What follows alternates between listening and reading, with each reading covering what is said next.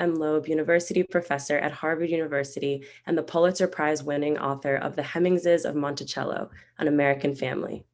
Her other awards include a National Book Award, the National Humanities Medal, the Frederick Douglass Prize, and a MacArthur Fellowship. In On Juneteenth, Annette Gordon-Reed interweaves her personal, trailblazing history with that of her home state to pierce many of the false narratives we learned as children about our country's treatment of African Americans. In the word of one reviewer, Dinah Ramey Berry, chair of the history department at the University of Texas, Austin, Professor Gordon-Reed does so with beautiful prose, breathtaking stories, and painful memories. Like the story of Juneteenth itself, the history she tells is one of yarns woven, dark truths glossed over, and freedom delayed. Our moderator this evening is Tom Putnam, the director of the Concord Museum. Thank you and enjoy the program. Thanks, Ella. Professor Gordon-Reed, it's a real honor for me to be here with you tonight to discuss this wonderful new book on Juneteenth. It's a slim volume, but I found it deeply affecting. And really enjoyed reading it over these past couple of weeks. It's part a primer on Texas history, but as Ella mentioned, beautifully interwoven throughout our bits of personal memoir, which we'll talk about later. And one part that I like is those capture a certain innocence that you convey as how you experienced Texas history as a young girl, a young woman. And we get a glimpse of Texas through your eyes as a child and your unique childhood. So anyway, I thought we'd begin by just the general question. You don't usually write memoirs. So what was the genesis of this book and your decision to interweave your personal story with this history of Texas? Well, first, I'd like to thank you for inviting me for this. I wish I could be there in person, but maybe another time when everything settles down and we get back to normal. The genesis of this book is, well, it's sort of a long time in the making. When I was cleaning out my closets after I had written this book and just going through things in my apartment, I found a copy of an essay that I had written many years ago. And I'm not quite sure when I wrote it, but it was long enough to go to be in courier type and looking very old. That was could have been a prototype for my chapter, A Texas Town, which is in the book. So this is something, and it was interesting to read it, to see what I had written many years ago compared to what I'd written for this. And it's pretty much the same factually. I think this was a better version than my its earlier incarnation. So this is thinking about my childhood has been something, and in that chapter, I talk about integrating my hometown schools. That's been in the back of my mind to write about for many years. The book itself came about because my editor at Live Right, Bob Weil, has been asking me for a number of years, or to think about writing a book about Texas, a bigger book about Texas. And this past year, I had done an essay for the New Yorker magazine about Juneteenth, about growing up in Texas and celebrating Juneteenth. And I had written a review for the New York Review of Books some months before that of 5 books about Texas. So Texas was sort of on my mind. When Bob raised this question raised the question about doing a book about Texas. It was in the middle of the pandemic. I was here in Manhattan, which was sort of ground zero for the pandemic in those early days. We had ended school. Harvard went online in March, if you recall, sort of abruptly, and then other schools followed. So we were online, and then after classes ended, I was here, and I had just, as I said, published that essay about Juneteenth. And so there was nothing to do except, walk in the park. I saw there were tents in the park from the overflow from the hospitals. It was just sort of a grim time here. And I remember thinking about my parents and what they would have made of this circumstance. And I missed them.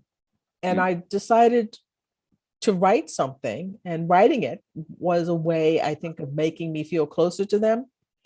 to remember my childhood and to talk a bit about Texas, because Texas has been in the news, even much more so after the book came out. And I could kill two birds with one stone, to feel close to my parents who are no longer living, and to talk about this state where I'm always having to explain to my friends or people up here. I have been since I went to college, well, what's up with Texas? And so I could do those two things with this one work. It's a book that has some grim moments and chapters, and yet there is a very, I think, somewhat hopeful tone throughout. Well, I'll ask you some questions about your parents in a moment, but it's about Texas, and let me just use a couple of quotes, and you can respond to it. You write, Texas, more than any other state in the Union, has nearly always embodied nearly every major aspect of the story of America. It's the American story told from this most American place. And you go on to say that Texas is unique in that, quote, it shares a border with a foreign nation, has a long history of disputes with Europeans and an indigenous population, and between Anglo-Europeans and people of Spanish origin, had existed as an independent nation that had plantation-based slavery and legalized Jim Crow. There's a lot to cover there, but just why is Texas such this unique place to get a Well, because there's no other state that has all of those things together. They have some, but not the others. And that, I think, combination of sort of American conflicts, American problems in this one space, have made it a very, very volatile place from the very beginning. Texas didn't have to, for example, become diverse. It was diverse from the very beginning. All of the major, if you want to talk about races, ethnic groups that for which you've had real conflict are in this one place, and they're there from the very beginning. It's not something that took place over time, and it's always been controversial. I mean, it came into the Union as a slave state, and there was a controversy about whether or not that should have happened because people in the North did not want another slave state. So when you have this place that has conflict and is on a frontier too, has that frontier aspect of it, it's very volatile. It makes for conflict. I mean, it makes for good things as well, but it makes for a tremendous amount of conflict. And I think because some aspects of Texas have been hidden, particularly plantation slavery and what that meant to the state afterwards, and people focus in on the west part of it, the western part of it, a lot of the stuff that happens there seems, people are curious about why, what is it, what's going on down there? And it makes sense, I think. It's more comprehensible, I should say, if you understand the history and the volatility and the diversity and all of those things. But mainly, if you bring slavery back into the equation, you understand a lot about what is going on in Texas at this moment, a lot of the controversies that we're having about education, about voter suppression, all of those things. So let's, we won't drill down too deeply, but let's talk about Sam Houston and the role that plantation slavery, many of us just think of him as the father of Texas, but tell us a little bit more of the nuance of who he was and why the plantation slavery is such an important part of that story. Well, you mean Stephen F. Austin. Stephen F. Austin is the father of Texas. His father, Moses Austin, was supposed to bring settlers to Texas from the eastern, from the southeast, essentially. He died, and his son, Stephen F. Austin, took up the mantle. And he comes to Texas and brings the 300 families and others to Texas with an understanding that he states pretty clearly that slavery is going to be necessary in order to make this experiment work.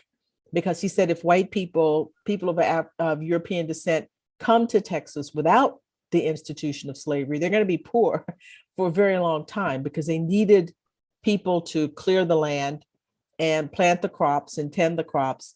So slavery is there from the beginning of what would become eventually the Republic of Texas and then the state of Texas.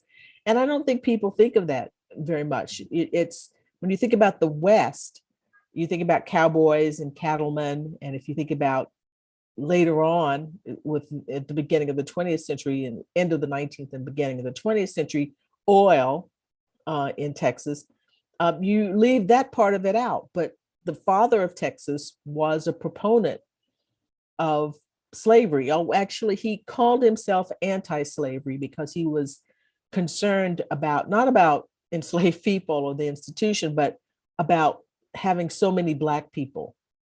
It was a racial question for him. So that's why he was anti-slavery.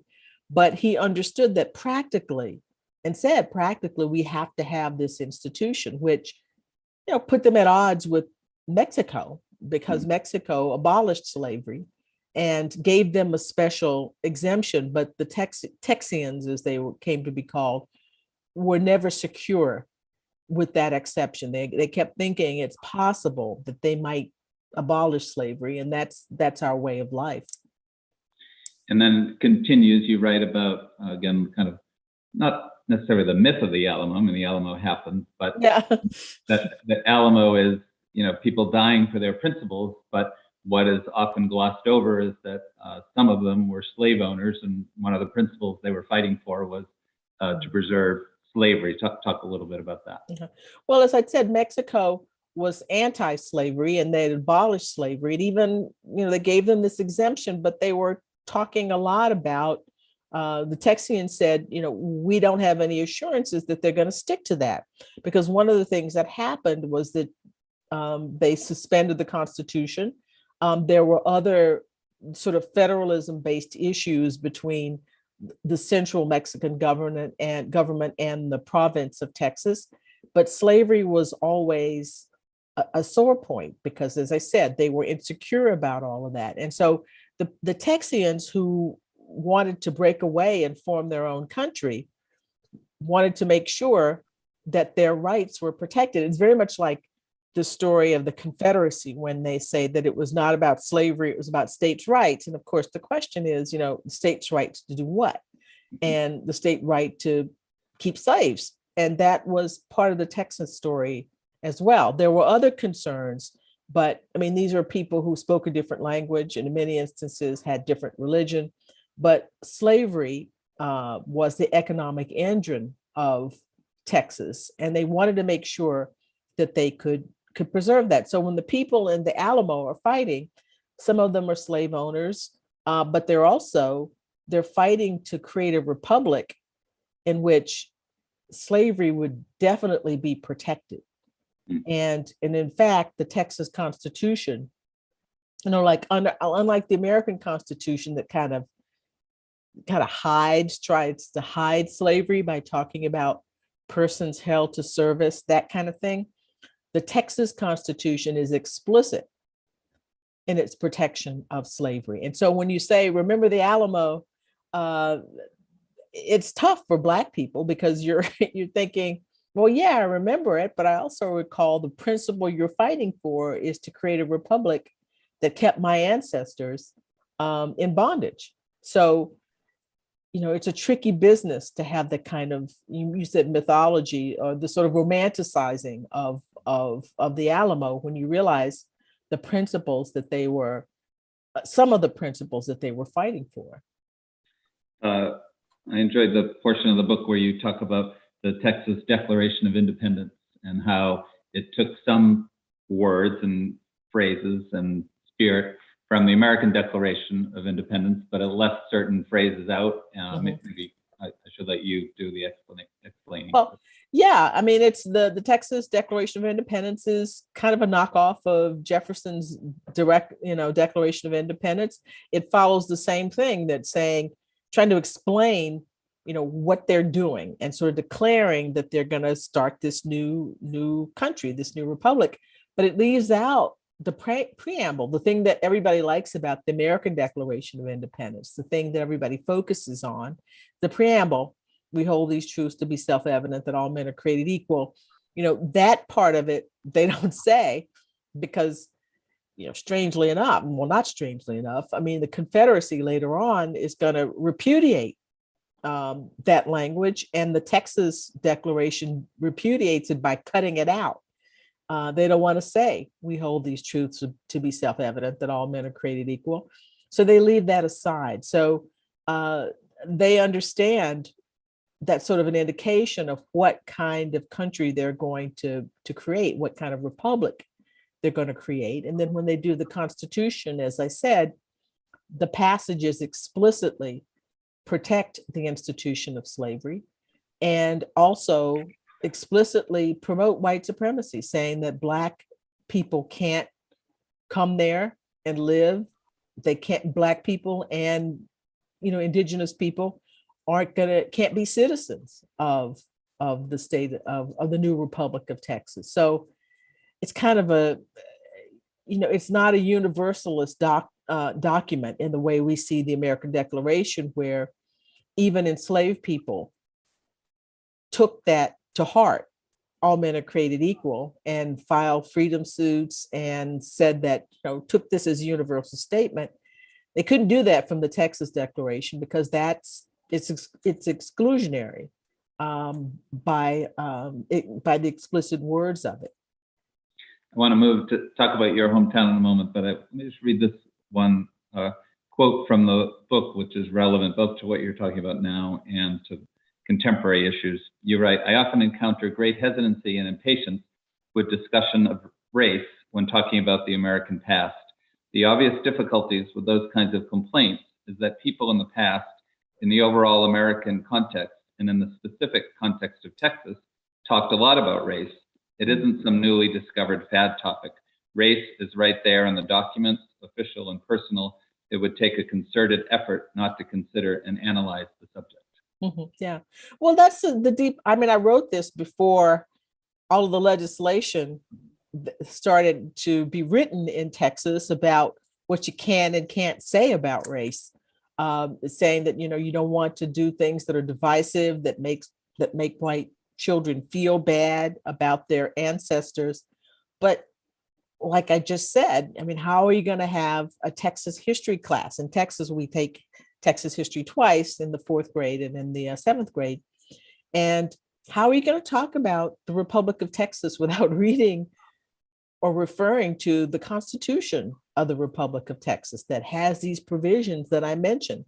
So, they're talking about race there explicitly, and there's no way to tell a truthful story about the beginning of the Republic of Texas without raising that. So it's going to be interesting to see how they do it, what the legislation, how it shakes out. I think just even the mere talk of things like that will probably chill some teachers who will feel, I'm just going to get involved in this, because you never know what parent might complain,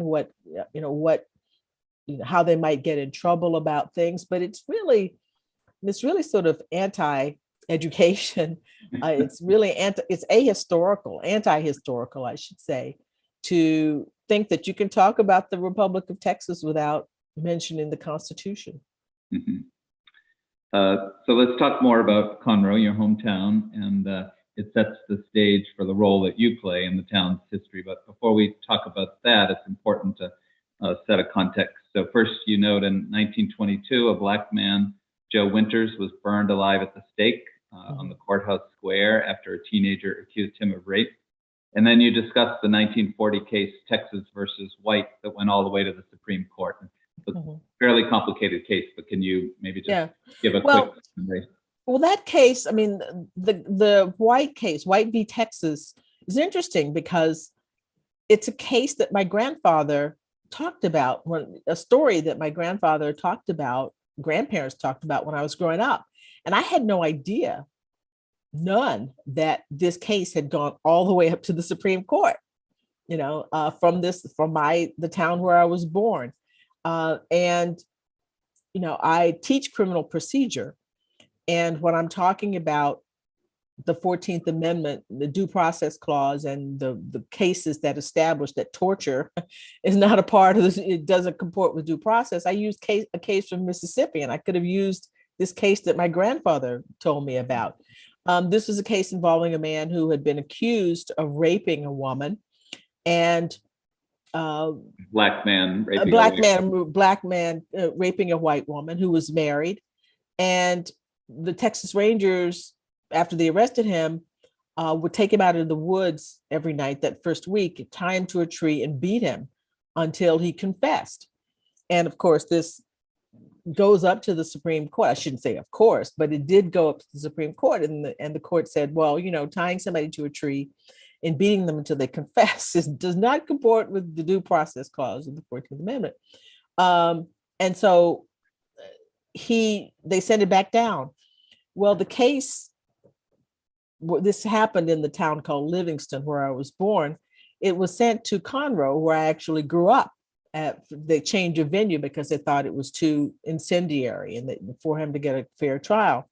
While he's on trial, the husband of the woman comes into the courtroom and shoots him in the back of the head, kills him in front of the judge, the jury, the police, a couple of hundred spectators, and hands the gun to the bailiff.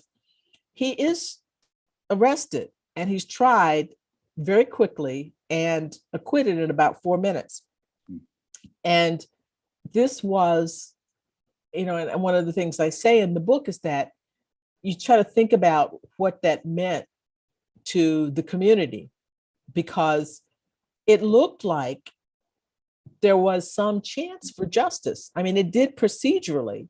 There, he had no lawyer at first, but he got lawyers and they argued, and it went up and then it was remanded. And so they thought that something might happen, but to have him killed like that with no recourse whatsoever. And one member of my family, a couple of members of my family actually refused to ever spend the night in Conroe after that, because they were just so disgusted with this. And so I tell this story. This happened 1940, 41. So you fast forward to the mid 60s when I'm integrating our school. That's not that long ago. There was not that much distance between a place where in a town where someone could kill someone in front of the judge and lawyers and everybody and get off and walk, free from that. Some of those people were still alive when I was, integrating the school. So I set the stage to tell you that I grew up in a town that had a really tough racial history. And when I was a kid, when I went to the movies, we sat in the balcony. When I went to the doctor's office, we had a separate waiting room. So going to integrate the schools was a big change in the, in the atmosphere of the place. It was a big deal to do that in a town that had this history of violence and the history of racial oppression. There's lovely little nuggets. I liked when you're in the segregated waiting room for the doctor's office, you notice they have better reading material over in the light, and that you want to be reading those same, magazines and books. So maybe explain how the schools were segregated and where your mother taught. Well, my mother was an English teacher, and she taught in the Black school, Booker T. Washington, where I went as a kindergartner and where my two older brothers attended elementary school. Texas, and as had some other communities, had developed something called a freedom of choice plan. They were still trying to thwart Brown. This is 10 years after Brown. Separate is inherently unequal. So they came up with a freedom of choice plan in which white parents were supposed to pick white schools and Black parents were supposed to pick Black schools. Well, my parents decided to send me to a white school, that they weren't going to choose to do that for first grade. Now, I'd been at Booker T. Washington for kindergarten. They decided to send me to Anderson Elementary School, a white school, I believe for idealistic reasons. Later on, they became a little disillusioned with the way integration had played out. But at that time, this was there was the Civil Rights Act, the Voting Rights Act, 1965. There were marches. It was a time, I think, an idealistic time, and they were a young idealistic couple. And they sent me as a part of, I think, the civil rights movement. And I integrated our schools. I wasn't escorted like Ruby Bridges, the famous case. I wasn't escorted. My father took me and dropped me off. I didn't ride the bus at first. That might have been a bridge too far. There was an agreement between the press and my parents and the school district that nobody would make a big deal about this. It would not be in the news. I wouldn't be escorted. I learned later on that there had been some threats against my family, but I don't know that they were considered credible. There may have been police officers around, but I didn't notice that. And I just went to a school like it was the normal thing to do. I knew it was a big deal. And I understood that I was doing something historic. I probably wouldn't have understood historic at that point, but I did know that it was out of the ordinary. And I started first grade. My first grade teacher, Mrs. Daughtry, we all remember our first grade teachers, was wonderful. Not all the kids were great, but all the teachers were really determined, I think, to make it work. And I would have said this if I thought of it at the time when I was writing, but I thought afterwards, maybe the fact that my mother was a teacher may have made them even more supportive. I mean, they were wonderful people. Mrs. Daughtry, Mrs. Gilliland was my second grade teacher. I maybe there's some sort of teacher camaraderie there that made them go the extra mile in making sure that everything from their end worked as well as it possibly could work. You mentioned that you were aware that you were being observed, that people would come in and kind of look in the classroom. Yeah. I mean, being on display, to see, I can understand it. These were educators would come and stand in the door and, trying to basically observing this Black child in this particular setting. And so the sense of being on display was something that I got used to very early on. Tell a lovely story about your aunt and how she showed her support.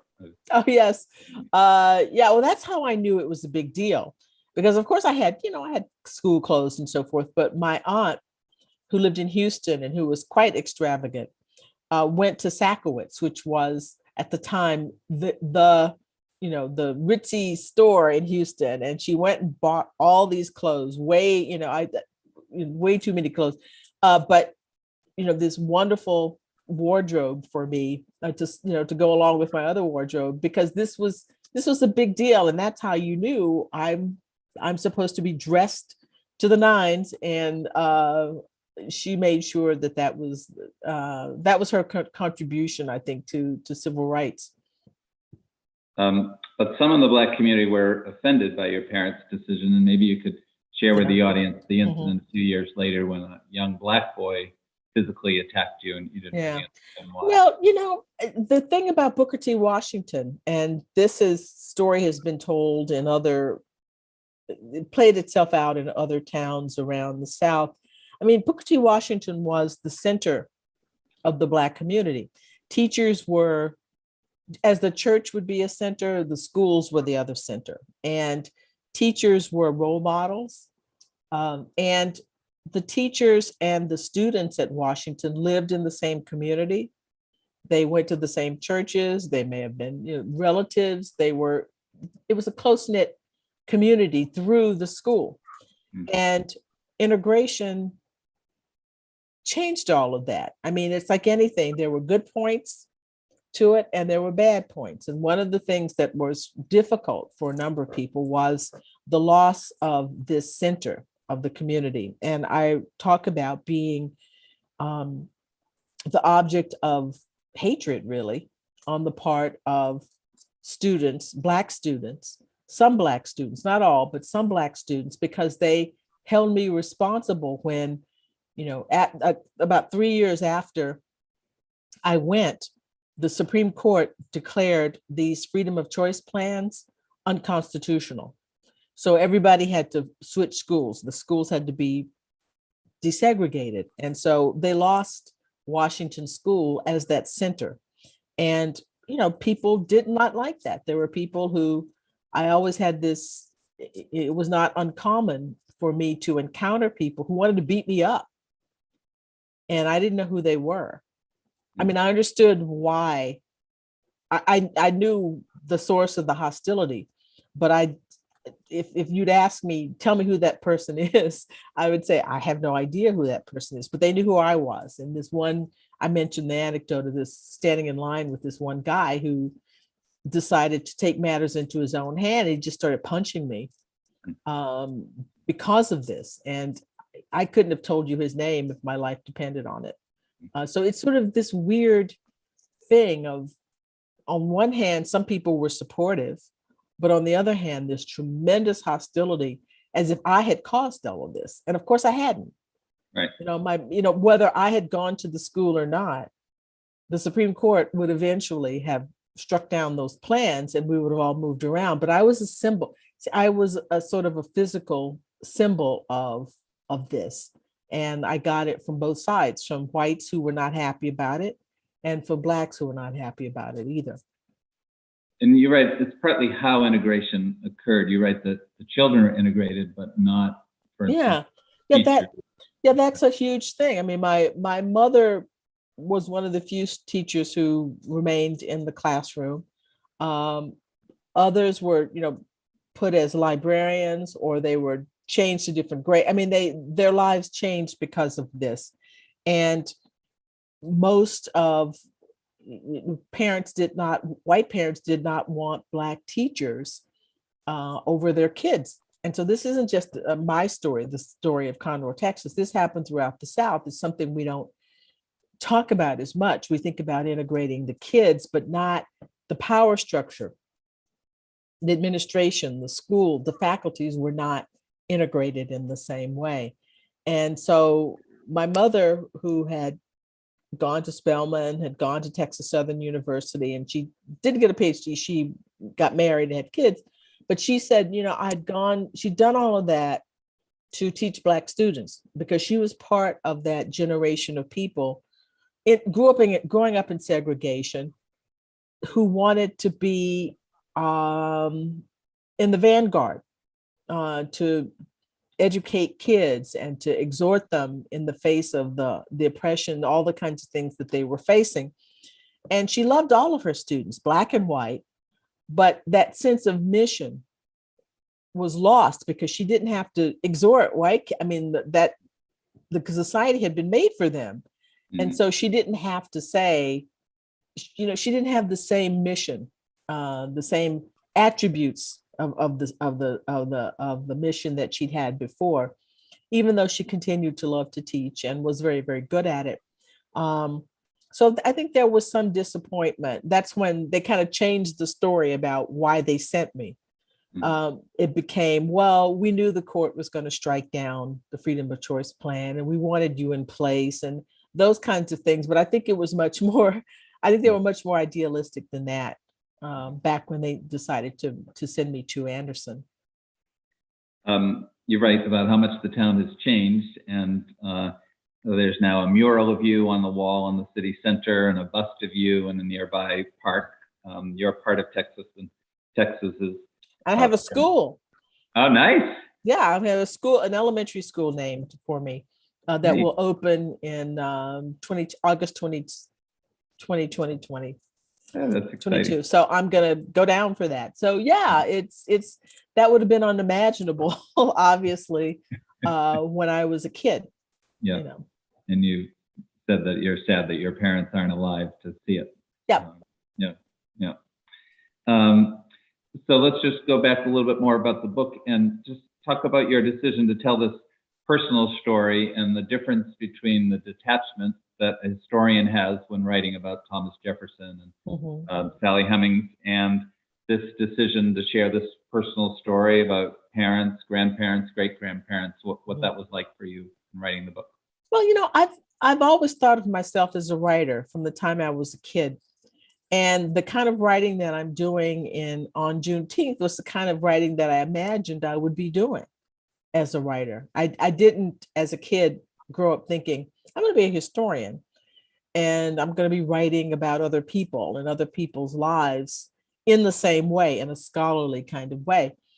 So this was, in a way, of reconnecting to something that I felt I would be doing when I first thought of myself as being a writer.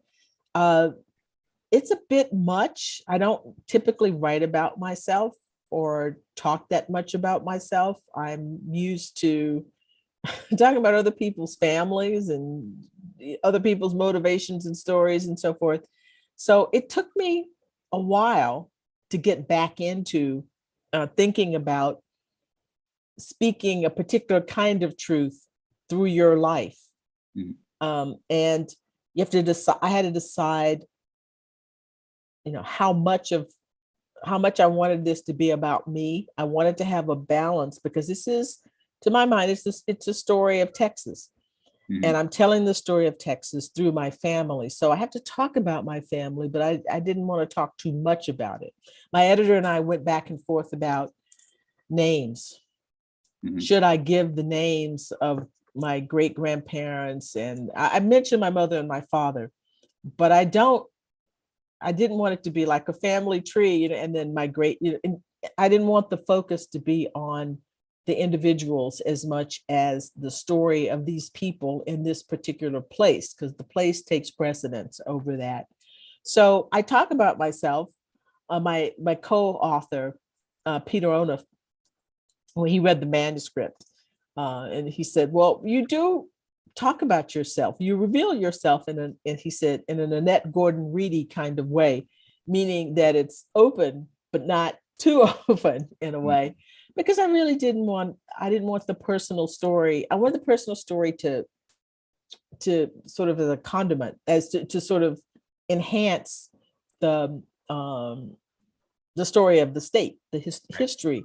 So it was, I don't know. Someone asked me if I might come back to personal memoir divorced from history.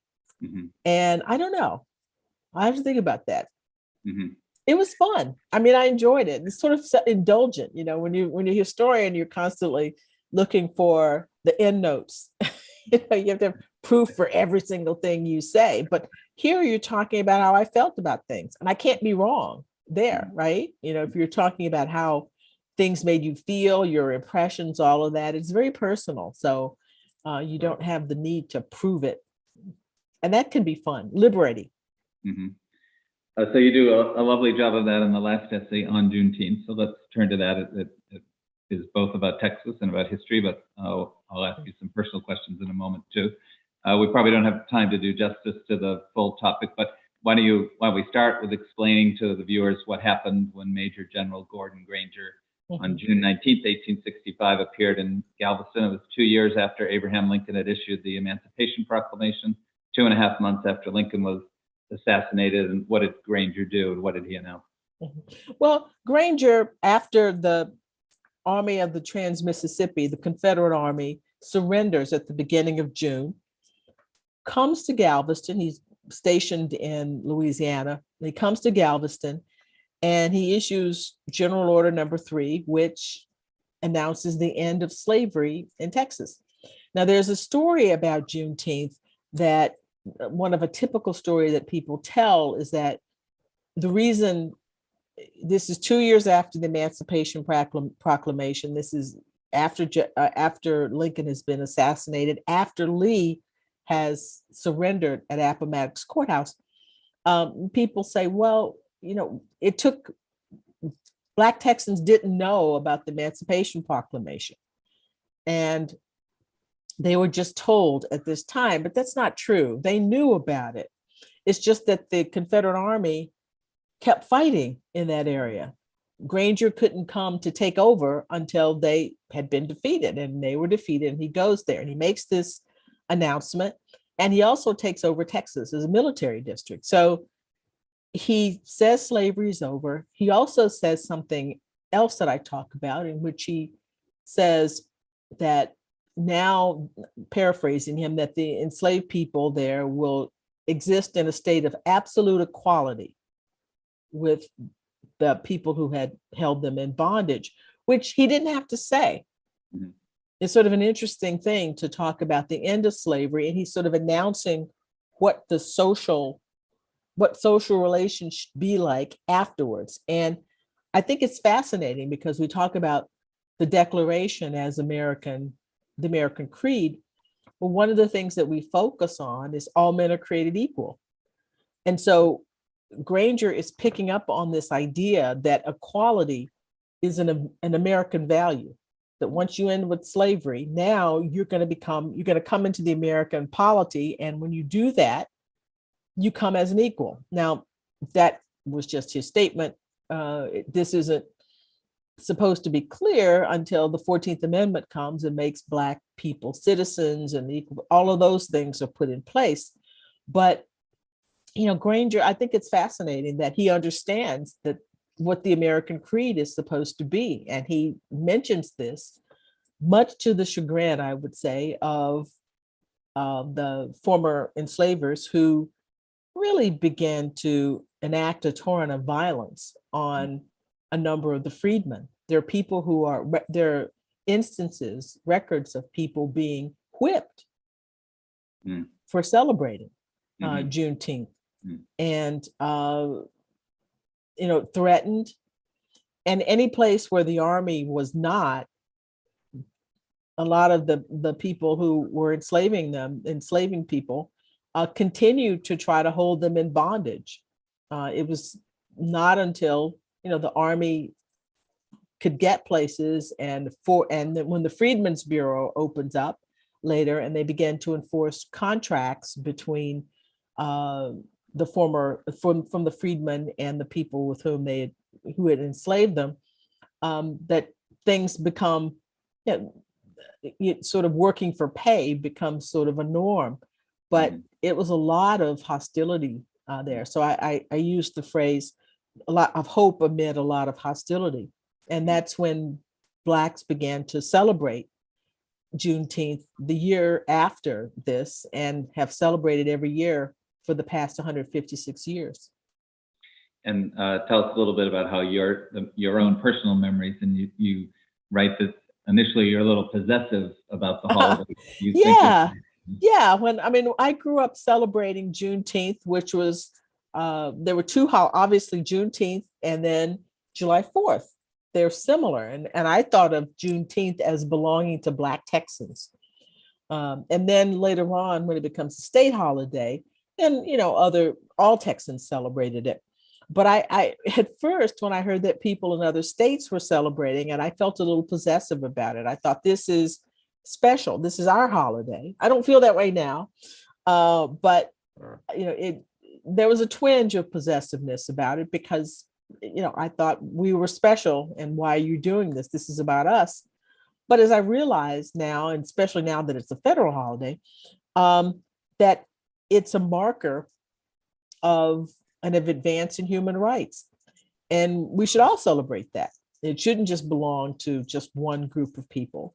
And I'm very, when I was working on the book, I had heard that of course, I knew that there were efforts to make it a federal holiday, but that wasn't a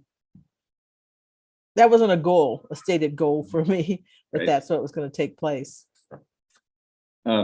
Thought I'd end with a few overarching questions that more, I'll use your words and then have you talk more about them. So you talk about historical myths and mythologies, and you say most historians are dismissive about mythology, but you recognize that cultures and people need these types of myths to define themselves. And like your work on Jefferson, you suggest that the art is to somehow honor an individual or a state's contributions while also being aware of his or a state's contradictions and failures. Maybe talk about that. Mm-hmm. Well, I mean, you need a story. We evidently need a story to knit us together. We aren't the only people who do this. You go to any country, has stories about themselves, about people that they use to try to express the values of the country. And the problem becomes, if you're not truthful about it, that if you leave out really, really important parts of the story, and but certainly leaving out the question of slavery, leaving out the question of the problem of race, leaves you with too distorted a picture of either Texas or the United States. Texas being sort of, if you're using it, sort of a microcosm of the country as a whole, in a way. You want to be as truthful as possible. I tell a story. One of my colleagues, Jane Kamensky, tells a story about teaching the American Revolution and teaching a class in the American Revolution. And there was a young man in her class who was a reenactor, of a Minuteman reenactor. And he talked about this at the beginning of class. And then she said she saw him like a year later after the class was over. And she asked him, "So how's it going? Your reenactments?" And he said, "Oh, I don't do that anymore." And she said, "Why not?" He said, "Well, after taking your class, I realized that, all of those things were not right, that they were not so great." And then she just felt terrible because that wasn't really the message that she wanted to send to him. So there has to be a balance. And she talks about this in her article, that historians have certain needs, certain things they need to do in order to write history and to deal with their colleagues and so forth. But she understands that members of the public have a different relationship to history. Doesn't mean that they want to believe myths, things that are not true or things that are harmful, but there needs to be a positive element to it, right? You can't say that all of that was just a waste and they were all terrible people and we shouldn't have had the United States of America and all of, so she's out suggesting that historians have to think in ways to try to be truthful, but by the same token, tap into that thing that we need to sort of keep the civic life of the nation together. Why are we here as a nation? Why do we call ourselves a nation if we don't have a story? If we don't have a story to rally around, to explain what makes us different from other people, what it is that we're trying to do with this experiment. So this quote is somewhat similar, but I'm going to come back to one part of it. You write, "As the years have gone by, I've had occasion to think more about tragedy and triumph in relationship to Texas, its past, present, and future. It is possible, very likely actually, that my time there prepared me for the work I do as a historian of the early republic. Another moment when triumph and tragedy were inexorably entwined. Disentangling those threads and viewing them critically has been, in fact, a good thing in the context of our national history, broadening our understanding of who we were and who we are now." You somewhat just talked about that, but I was interested in that line that perhaps your time growing up in Conroe prepared you in a unique way to take on the story of Sally Hemings, and talk a little bit about that. Well, to talk about really Jefferson and the American Republic, because we know I'm teaching American legal history right now, and we're at the point where I'm setting up the context of the new American legal history, 1776 to 1865. I'm talking about the beginning of the new nation and the culture that, in which the laws were being made, which the government was set up and the laws were being made. And, there are good things and there are bad things. It's like, as I was saying before, they're heroic people. You look at somebody like Jefferson, who did great things, but did terrible things too as a slave owner and enslaving other people. How do you, I think my time in Texas, being in a place where there's good and there's bad, where there are people that I love, places that I love, but also things that I don't like about it, I think it really did prepare me to try to have a balanced not a view that sort of shunts aside or, pushes aside great moral questions, but a way of seeing the good and the bad together and understanding that both of them are, that they're part of who we are. And I do think coming to grips with painful realities helps you think about the American Revolution, or to think about the Constitution, for example, the setting it up, this document that we think is important, but that made a compromise with slavery, and that enabled the Union to come together, but postpone the reckoning about this problem for decades, until finally the Union split apart. So I do think seeing the good and the bad in this place where I was growing up prepared me to see the good and bad in the creation of the American Republic, and also about the subject about whom I write a great deal, and that is to say Jefferson. This might be my sharpest worded question, but there are times when, and I sense I might speak for others, I feel like Texas is a foreign nation. It doesn't feel like I'm part of the same, ethos. And you've already referenced it, but there's an effort in Texas now, the Project 1836, to teach a, quote, more patriotic history. So I want to repeat your comment that race is right there in the documents, official and personal. It would take a concerted effort not to consider and analyze the subject.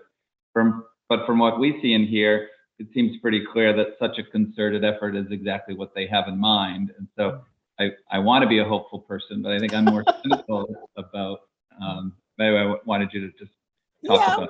Well, that's a completely reasonable answer. See, because my mother's family, I can trace a line back to the 1820s in Texas. My father's family from the 1850s, the 1860s.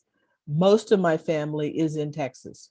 When people left small towns in Texas, they went to Houston. They didn't. I'm an anomaly in coming east, right? So I don't have any place to go. I understand why I have more at stake in that than you do. And so I can see how people can say, well, why should I bother with all of this? But, Texas has been, for better or worse, recently, something of a bellwether for the country as a whole. And Texas, we hear the worst things about Texas. There are good people in Texas. So when people talk about Texas as a red state, people say Texas is a voter suppressed state.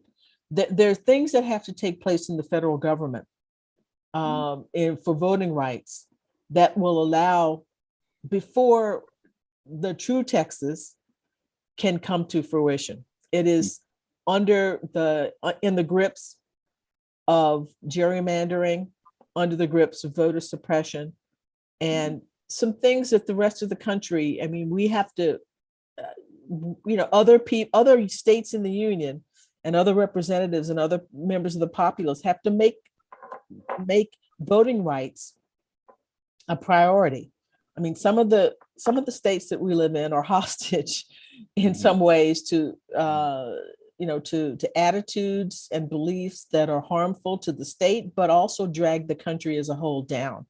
So I'm looking forward to an open Texas, but that's going to require the Union as a whole, the electorate of the Union as a whole, to demand that voting become free in the United States. There are people who want something different there. So I get your point, but we're in a control. Right. That grip has to be broken. It is a helpful moment that there's a true Texas waiting to emerge. So I wanted my last question to you to be related to a point you make a number of times in the book, in which you remind readers that things and events don't have to happen the way they did, that a different path could have been taken. So I wondered, do you feel that people have a false sense of history, that things had to happen a certain way? Can you talk about that general point? Well, I think when people think about history, it's difficult because the way things happened, people assume that, well, there couldn't have been an alternative. that it makes, everything made sense, for things to happen the way they did. But there are always roads not taken. And I think the useful thing about that is that it informs us. It says something to us about the nature of the present and the possibilities of the future, that you can affect change. Just because things seem, like I just said about the way Texas is now, if people in other states band together, if they elect, people who are in favor of voting rights, if they, really make that a priority, we can go in a different direction. So I think by learning about the past, looking at the past and understanding roads not taken, and that there were not roads not taken, informs us what is empowering to us. I think we're not hostage to any particular destiny, any particular end. We can be the architects of a different kind of future. A lovely note to end on. If you don't mind, I wanted to share my own personal vignette that involves you. My children happen to be adopted. My son's from Guatemala, and he self-identifies as a person of color. Many of his friends growing up were African American or biracial, and I had occasion to attend a conference at the University of Virginia. He had just finished the 7th grade, so we made a father-son trip, visited Mount Vernon, Monticello, Camp David, Gettysburg. But you were the keynote speaker at Monticello. It was a lovely night. It was on the back lawn, and the conference organizers allowed me to bring him along, and he was, and we'd also explored, and Monticello has done a good job at telling a more inclusive story about all of the people who lived and toiled there. So anyway, he was mesmerized that night, and he's 25 now. We went apple picking this weekend, and I told him that I'd be interviewing you, and he still remembers that night. And to me, I think, I don't think it was as much the content, although I did understand the content you were talking about. But what I think was the most important impression was that he belonged. And as we referenced earlier, the story of our nation is made up of many colored strands, which have come together at times of triumph and tragedy to build this rich tapestry. So we noted that at a young age, educators looked at you into the classroom, that you integrated and you were aware of being observed. And I imagine it's not lost on you that many of us continue to observe and admire you and your scholarship. And just as it was in the 1st grade in Conroe, we are ennobled by your example. So we thank you for your scholarship, for this wonderful new book, and for your presence here this evening. Well, thank you for inviting me. This has been a lot of fun, and good luck to your son. Great, thank you. Thank you all for joining us. Please consider joining us for our next forum Tuesday, October 12th, when authors Jennifer Finney Boylan, Gerald Early, and Jordan Lamela will speak on how Henry David Thoreau has inspired them in their writing. Thank you again, and good night. Good night.